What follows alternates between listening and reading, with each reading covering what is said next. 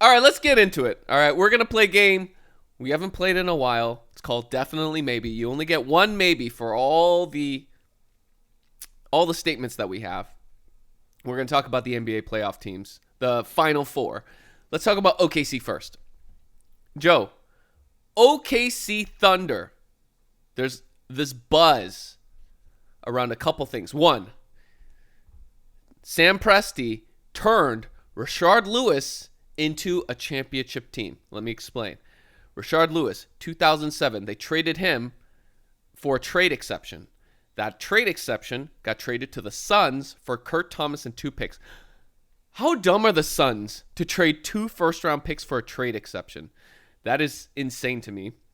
Crazy. Then, in 2008, one of those picks turned into Serge Ibaka. 2016, 8 years later, Serge Ibaka was traded for Oladipo and the rights to Sabonis. Next year, 2017, Oladipo and Sabonis got traded for PG-13. 2 years after that, they traded Paul George for SGA, 7 picks plus swaps. Crazy. And 2 of those picks turned into Jalen Williams and Cason Wallace. Now, all those moves are good. Every single one of them are good, but it's crazy that it's a thread all the way through. Of course, OKC, youngest team in the NBA to make the finals since 1977, the Portland Trail Blazers, Bill Walton team. They're 25th in the NBA in payroll. They spend less on their players than Portland, than Charlotte, than Brooklyn. Who is on Brooklyn? The entire core of this team is signed through 2027 at their current salary. Of course, extensions and new contracts will take place 2028. Joe, definitely maybe, because there is a lot of talk about them being a dynasty. Will the Thunder win 3 of the next 5 NBA championships? I mean, I gotta go definitely not. I just can't see it. And it's not because the Thunder aren't good. Obviously, the Thunder have been the best team in this year's regular season, and they've been the best team in this year's playoffs. Mm-hmm. It's not really that close. Yeah, when you think about it, they've had to come through the West. Which they is a battle. They've looked head and shoulders better than every other team. And they haven't been great in the close games. Like, they've been good, they've been okay, but if every game was close, I don't think that they would be winning the series so easily. But because a lot of the games that they win are blowouts, so the margin is just so big, right? Like, sometimes when you look at the Nuggets series, and 2 of the close games they lost, right? It came down to that much, but then you look at some of their wins, and their average margin of victory is like against Minnesota, it was like 18 or something like that. That's just ridiculous. Yeah, if you're that good, and a lot of times they extend the lead when the bench comes in, right? It's when other teams aren't as deep, and then you're facing them, and they're a lot deeper. And SGA, while he hasn't been, I don't think he's been crazy like Brunson has, or like Halliburton has, like in these more high leverage moments, but to be honest, he hasn't had to do that much. Yeah, because a lot of times he'll just turn it on in the first or second quarter, and then the game's over. And so he had you a don't good really have series against Minnesota, but similarly what you're saying, he's just piling it on in the beginning, and then it's over. Yeah. And so once Minnesota, they get no that, answer. it's kind of like Golden State-ish. They remind me a little bit of Boston last season, right? It's kind of like by default. It's like your team is so good that other teams, it's hard for them. Like, you don't have the best player necessarily. Although SGA, obviously, he's up there. But, is he better than Jokic? I don't think so. But it didn't matter because, again, all the shadow clones, they got better shadow clones than you, right? They have better interchangeable parts, and everybody's talking about their interchangeable parts now. I feel like we've been talking about it for like 2 years, and now other people are talking about it, but they're better. So that being said, so they've been great. They are the best team. They have been the best team. They have a top 5 player. It feels like the ingredients are there. That being said, 3 of 5 is tough. tough. I mean, I thought Jokic looked like the best player in the world when they won the championship, and yet I was like, they're not going to repeat. You did say that. I was high on them. It's so hard. It's so hard to repeat in the current NBA. And look, they're not top heavy. If they were top heavy, I might think they have more of a chance, right? But because they're not, look at SGA, dude. Look at his body.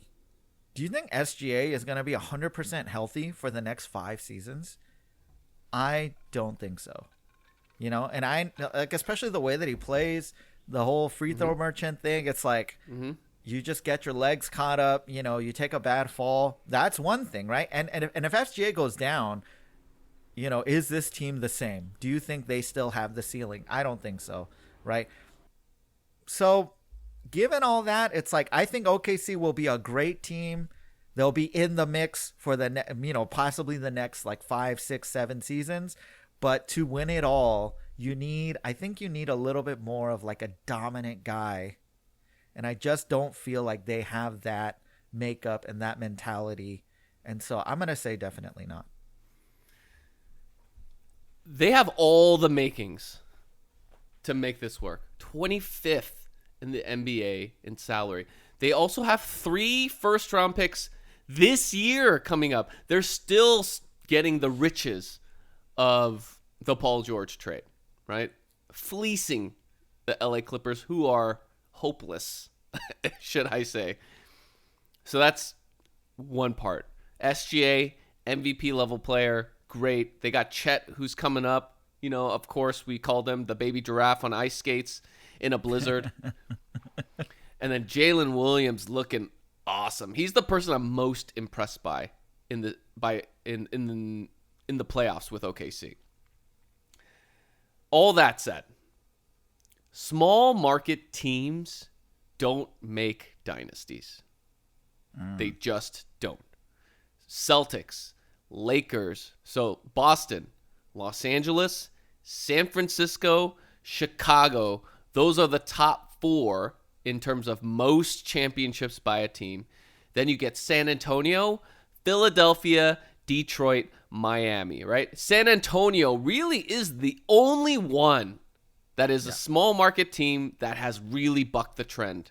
Of course, Detroit did it back-to-back, and then they had the one much later on. 3 titles, which is kind of the quintessential dynasty talk, is tough unless you have an all-world, all-historic level talent and maybe one more that is just otherworldly, or maybe 2. Like if the San Antonio Spurs, I mean, their close proximity is the Warriors, right? Because the level of caliber that Tim Duncan was is Steph Curry, and then the level of caliber that Tony Parker and Manu are like Clay and Dre.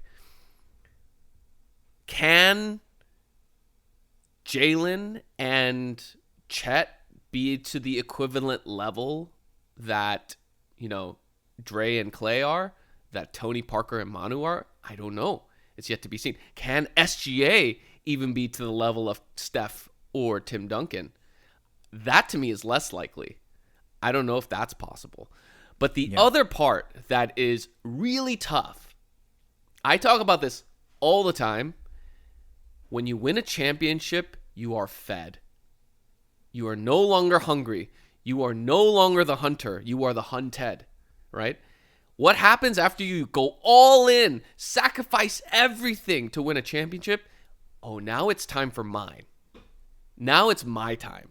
And when you have multiple pieces that are critical to that championship, such as Alex Caruso, you know, such as Hartenstein, whatever people think about him, he's playing a role, right? Yeah. All the Kagebunshins that are on this roster.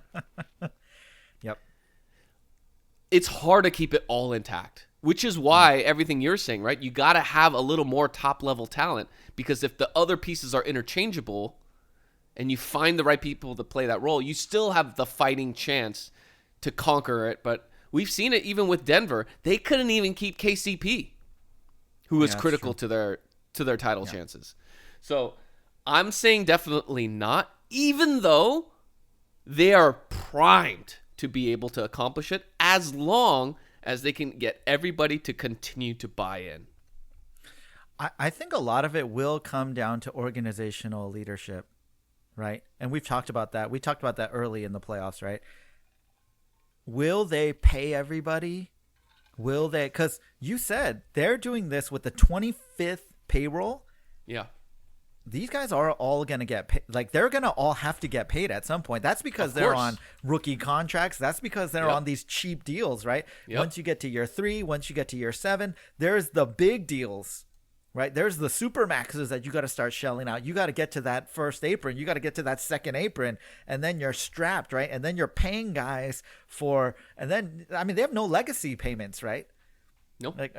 Yeah, once you get to the point where somebody's old, but that guy helped you, he was key to the championship, right? When Lou Dort's at that age, or like, you know, Caruso's at that age, are you going to still shell out? You're going to still keep paying him? And then you don't pay him, and then what's going to happen to the locker room is, you know, what's going to happen with Jalen Williams? When it comes up, when it's time, right? Are you going to harden him? Or are you going to be like, you know, we can replace him? He's getting paid $4 million. $4 million. $4 Yeah. So right now that's a steal, but then what about when it's time to pay him and get 30? Yep, 30 mil. Are you going to pay him the 30 mil when he's, you know, maybe not average, maybe he's averaging, you know what I mean, 21, right? And you're like, "Oh, is that superstar level? Yeah. Is that superstar money?" Yeah. That's when you have the questions, right? And then he leaves and then he averages 30. Right? Because you can't do the same thing. That's the thing, right? The thing about old OKC, the baby Thunder, is that would Harden have become Harden if he never left? Of course not. Of course not. There's no way. So it's hard to see how valuable a player is when they're fitting into a certain system. Of course. And are they going to be able to do it? I don't know. I don't know if they'll be able to do it. There's a lot of, I don't doubt this team in any way. I don't doubt Shea. It's just, there are so many things that have to fit. There are so many things that have to work together and come together for that, especially without the top talent, right? When you got Shaq and Kobe, when you got Jordan and Pippen, you're just like, whatever. Just get, keep those guys, right? Make sure we get other guys. And also other guys want to come play with you. That's how you get the Rodmans, right? That's how you get the Ron Harpers. That's Gary Payton's. Yeah, that's how you fill in the ancillary, because people are like, "Hey, I'll come." You know, that's how you get the Mike Millers. That's how you get the Ray Allens, right? People want to come, and they're like, "I'll join that." Are people going to want to do that for this team in Oklahoma? Man, I don't know, right? I don't know if that's going to happen.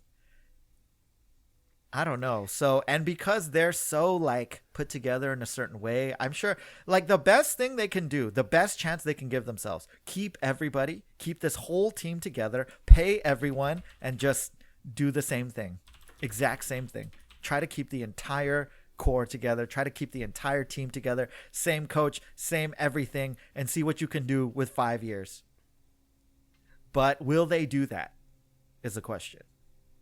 And I just don't think so. Yeah, there's a reason. There have been great, spectacular teams that have passed through. LeBron, Wade, Bosh, Duncan, Kawhi, Tony Parker, Manu, Steph, Clay, Dre. There have been great, great teams that have come through. But it is the last time one team won 3 in a row was 2002, Kobe and Shaq, when Lilo and Stitch the first time came out. The animated one? When 8 Mile first came out. Oh, 8 Mile. Oh my goodness. That's the last time a team has three-peated. Oh my gosh. It is near impossible to do it. Cliff. That's when you didn't even know that guy's name. He was just Papa Doc. You didn't even know the actor's name. That's Anthony Mackie, son. Anthony, that's the Falcon. That's Captain America. That's Captain America now. Papa Doc. He was just Papa Doc back then. Oh, he was just the leader of the free world, Cliff. He wasn't leading the Avengers. He was the leader of the free world. Dude, it's just Clarence, man. It's just Clarence. It's just Clarence. His real name is Clarence, and he lives at home with both parents. And they have a real good marriage. Oh my gosh. Wow. That's a long time ago. That's the last time there was a three-peat. That's a long time ago. That's the last time. And then to win 3 of the last 5 was 2007 when the Spurs did it. That was the last time. It is tough. It is. Did the Spurs ever win? 3 and 5 years. So they did 03, 05, 07. Man. Yep. That's when Blades of Glory came out.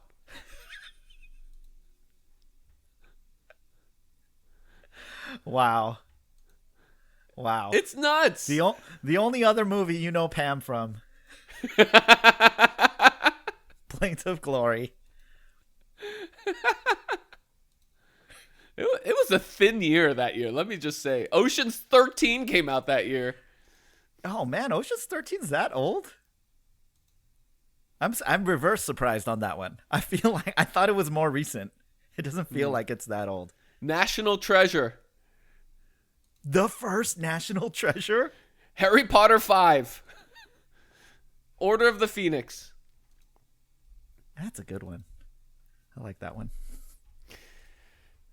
Anyway, basically, it's been a very long time since that happened. And in common are otherworldly people. There have been many MVPs that have come that have not even back-to-backed. Yeah. Jokic, of course, comes to mind. Giannis comes to mind. KD was the last one that really did it.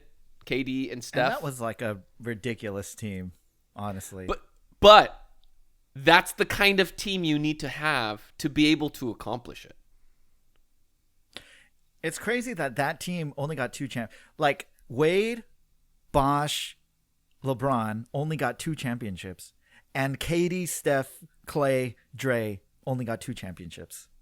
It's nuts. So 3 championships is just so hard.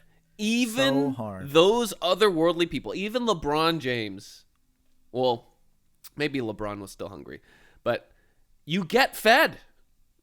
You get fed. You check the box. I am an NBA champion, period. No one can take that away from me. So now what? Now I want my bread. Ask Jimmy Butler. Bread is nice. Jimmy Butler loves 2 things. He loves coffee and his bread. That's what he loves.